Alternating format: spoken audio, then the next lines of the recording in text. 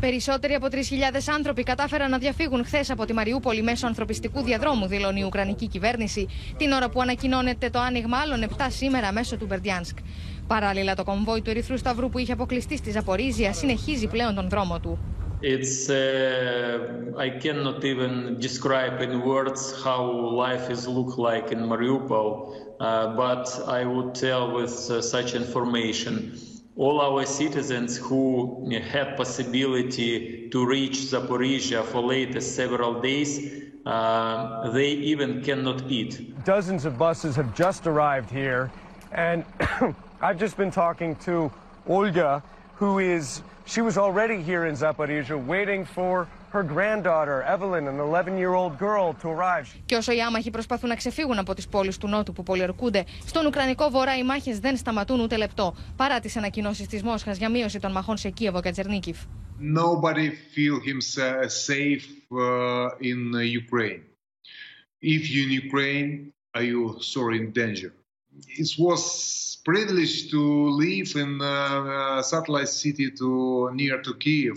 Right now, the city not exist anymore. Right now, we collecting the bodies, the people who killed from Russians. На півночі нашої країни продовжується відхід окупантів. Повільний, але помітний. Десь їх виганяють з боями. Десь вони самі залишають позиції.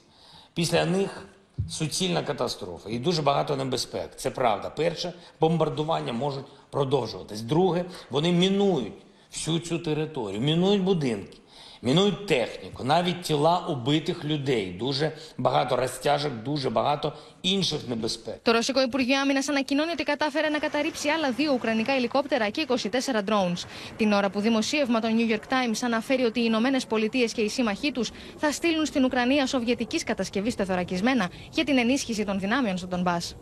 I can recall at least 3 or 4 times when Russian officials said that Ukraine's air defense has been effectively destroyed, and yet we keep shooting down their planes and helicopters. Και όλα αυτά την ώρα που το Κίεβο αρνείται τη συμμετοχή του στον βομβαρδισμό υποδομών στη ρωσική πόλη Μπέλγκοροντ χθες, υποστηρίζοντας ότι η στρατηγική του είναι αποκλειστικά αμυντική.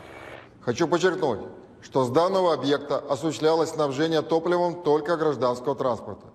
Никакого отношения к российским вооруженным силам нефтебаза не имеет.